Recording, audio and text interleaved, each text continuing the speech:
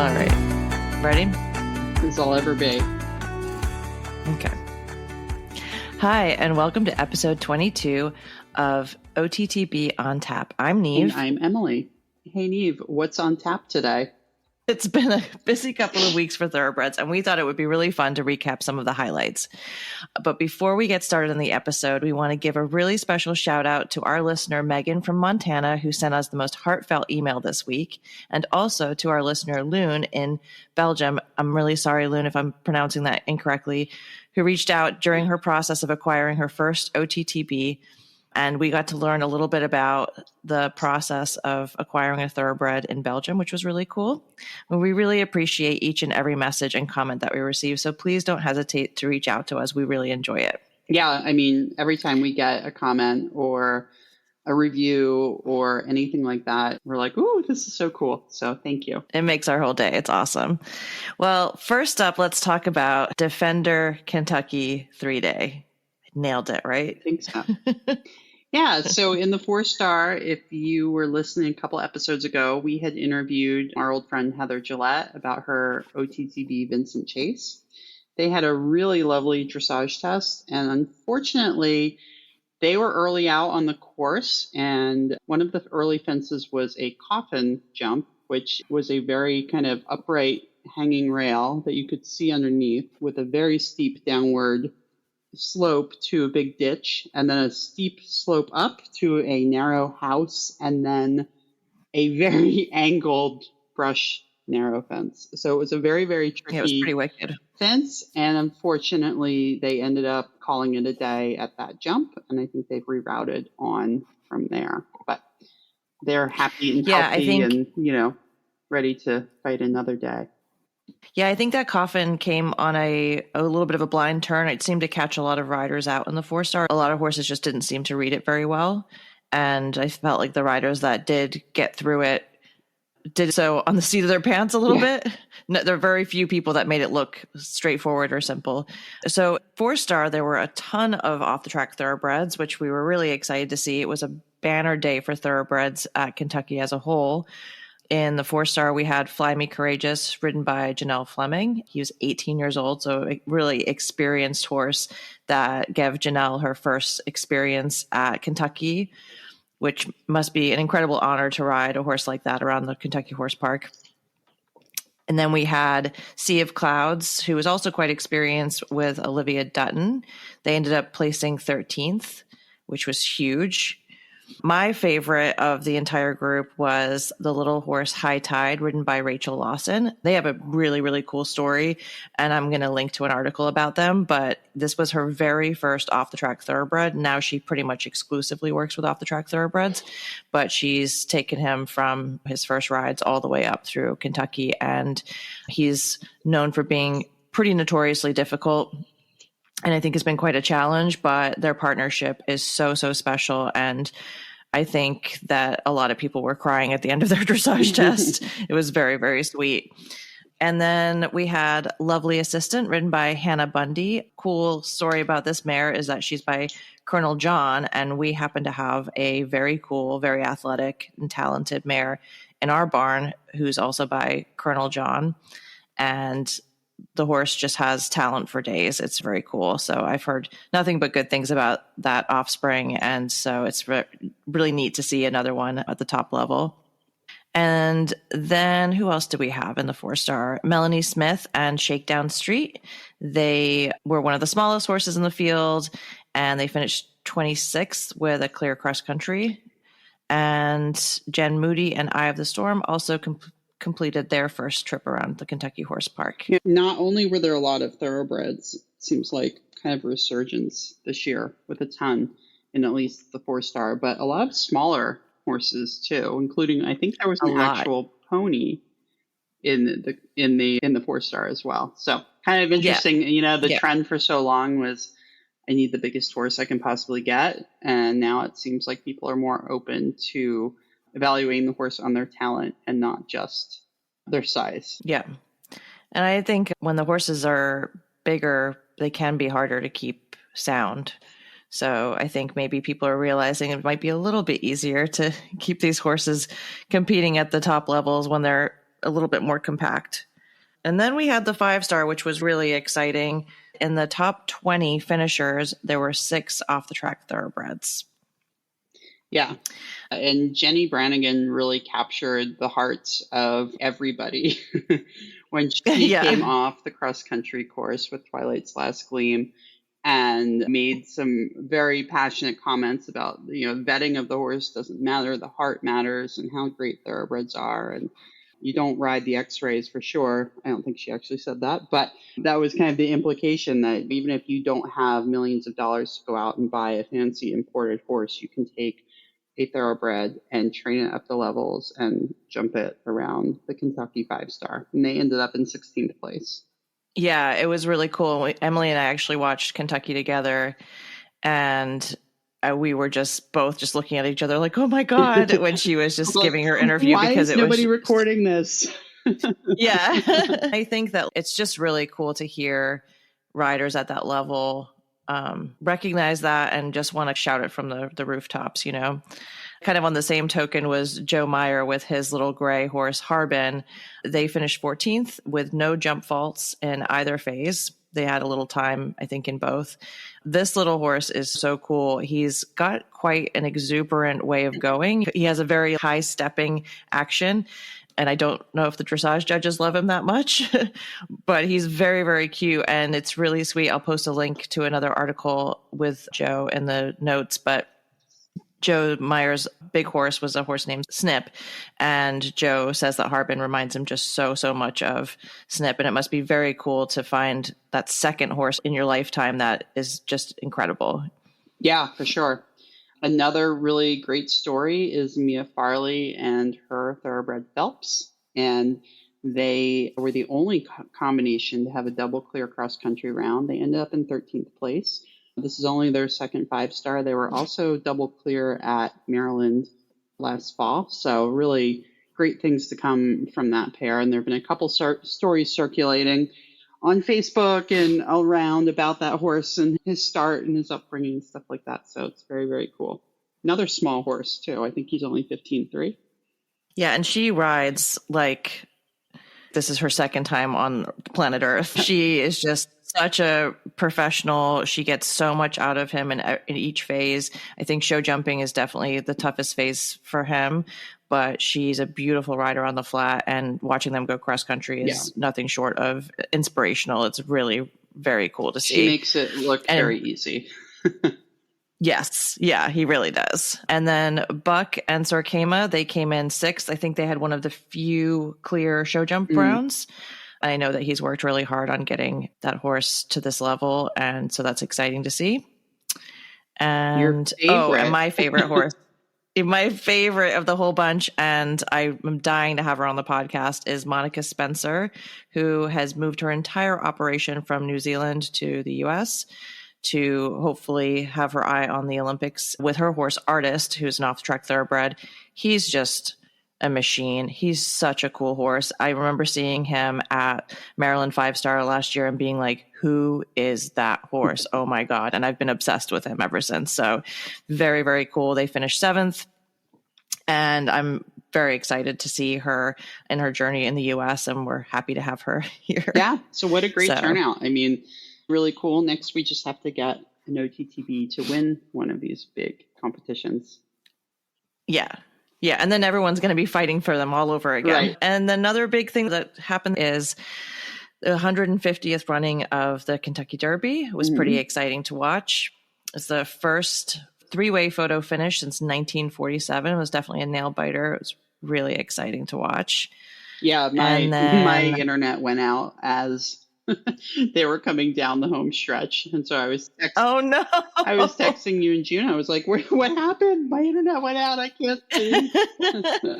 This is such bad timing. I had to rewatch it. I know. I was really bummed, but it was very cool. Well, yeah, they had to go to like the overhead photo and everything to figure out. I think the horse that won, Mystic Dan, won by like a flared nostril. Yeah. No, it was really incredible. I know there'd been a little bit of talk about interference throughout the race, and I just think when you have 21 or something starters of young thoroughbreds and you put them all on the racetrack at the same time. Pretty impossible to have a totally clean race, but it seems like everybody was happy with the final outcome and results. Yeah. I think that what a lot of people don't understand is sometimes when those horses do unintentionally bump into each other, it's the rider's responsibility to make sure that there isn't a chain reaction from that effect. And so a lot of what you see on the screen is them trying to actually get themselves sort of untangled from the other horse. And it can look like they're doing something intentional when it's really just, let's not have a pile up on the track. Stay on our feet, please. Yeah, exactly. Because if you've ever seen the horses that catch each other's heels or something on the track, it can be really devastating and involve a lot more horses than just the two that bumped into each other. So, and then what else did we do? Oh, Emily and I went to audit the Lucinda Green clinic down at Lochmoy in Maryland.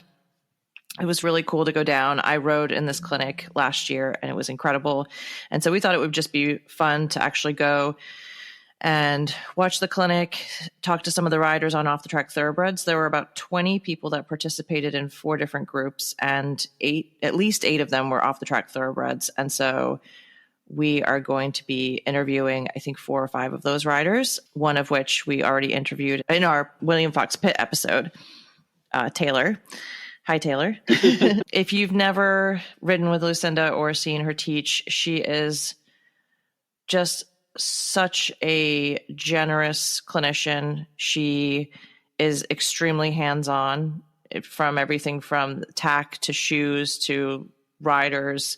There's kind of too much to talk about, really, in terms of that. I think you can sum it up with Niamh telling me that she travels around with like shopping bags full of tack and equipment and bits, and that's literally like her luggage. And she brings it everywhere she goes. And she goes, go into my green shopping bag. There's a Waterford full cheek in there. Go put it on your horse. I've got an elastic running martingale. Go put that one on your horse. Yeah, it's pretty cool. And it's great to see that you can make those changes while you have such an experienced person helping you, rather than just saying, you know what, I think would work for your horse, but they don't have it on hand and you have to go buy it and whatever. This way you can try it out and see if you like it. She's not trying to sell you anything. It's basically just her knowledge of what she's used on many horses over the years. So the first day she did footwork exercises where the jumps were quite small, and they developed the horse's accuracy and quick thinking throughout these exercises. That was really cool to see. Some horses really struggled. Some riders really struggled. It's kind of a nice reminder, and I thought the same thing when I audited the William Fox-Pitt clinic, but that if you skip the basics and the foundation work, the holes come out pretty blatantly when you're asked to do something in a pressure cooker situation like a clinic. And that was obvious with some horses, and some horses got better as the clinic went on, and some of them got a little frustrated. One thing I really appreciate about her is that she's not big on drilling exercises. Yeah. If you do something, and even if it was scrappy, she doesn't want you to come back and try to get it perfect, because I think what she's really trying to create with the riders that she works with is riders who are independent thinkers, horses that have good footwork and can kind of get themselves out of trouble. There's a strong implication that American riders have a tendency to want everything to look really pretty and nice and fluid. And I think that her British standpoint of you're just trying to get the activity done is what makes a good cross-country rider, really, ultimately. Yeah. And I think, too, if you get through it, and she occasionally did have somebody repeat an exercise if it was really rough, but for the most part, it was under, over, or through the jump. Get to the other side. You're in one piece. Okay, keep going. Don't dwell on what just happened. You have another jump to ride and keep going. And that's what happens when you're out there on a big course. You can't go back and do it again. You've got one shot. Yeah. Yeah. And William was really big on that as well. He's like, you should train like you're at a show because you get one chance to get over the jump. Yeah. She's got a great quote that she likes to preface by saying, this might hurt some of your feelings, but this is something that I live by. And that's, if you have a run out, you can't ride. And if you have a stop, you can't kick. And keeping the jump so small was intentional because she wanted you to reinforce that. So if you had to stop, she was like, the horse can literally walk over that. Right. And it's good in a way to be in a situation like that, because I think that if you're at home, your tendency is to maybe I'll circle back, I'll come back to it. But she was big on the back your horse up a couple steps and go from there. And William actually did the same thing as well. So she was interesting how she really applied science and the perception of the horse's vision to it as well, because if they stopped and they were too close to whatever the obstacle was, a lot of the work that they did was around 2 different water jumps. But if the horse stopped and they were on the edge of the water and maybe there was a small jump there, she had them back the horse up so that they could actually put their head down and take a look at the jump. Because her feeling was they were too close to it. They couldn't see what the question was and give them a chance to take a look. And then, okay. And probably more than 9 times out of 10, that approach really worked. But you weren't turning the horse away, doing a big circle and getting your gallop going. It was very much, no, back up 2 or 3 steps. Okay, go. Yeah. It was pretty fascinating too, because I felt like when she would have riders do that, she'd actually have them almost drop the reins completely and just keep the horse between their legs and let the horse take them over the obstacle. And they all did it. It was kind of wild to see, because I think as riders, we try to do too much and we try to direct too much. And really you want your horse to be taking you over fences and obstacles and things like that. She wants it to feel pretty uncomfortable sometimes, I think. Yeah, I wrote a couple notes down too to bring back to the thoroughbreds. She clearly is such a thoroughbred fan. And a couple of the things that she said were, you have to be prepared to be a bit tougher when you ride a warm blood. And she said it was interesting to her that warm bloods spook way more than thoroughbreds. And then she went on to say it might have to go with the fact that they wore blinkers for hundreds of years. So she was big on kind of the way that horses had been bred for hundreds, if not thousands of years, and what that's produced into what you're riding today. Yeah, that was pretty fascinating. And then finally, this is not related to that, but you have to have a little swear word in you. Never lose your temper, but effing do it. I thought that was great. Yeah. My experience riding with her is that she's incredibly fair.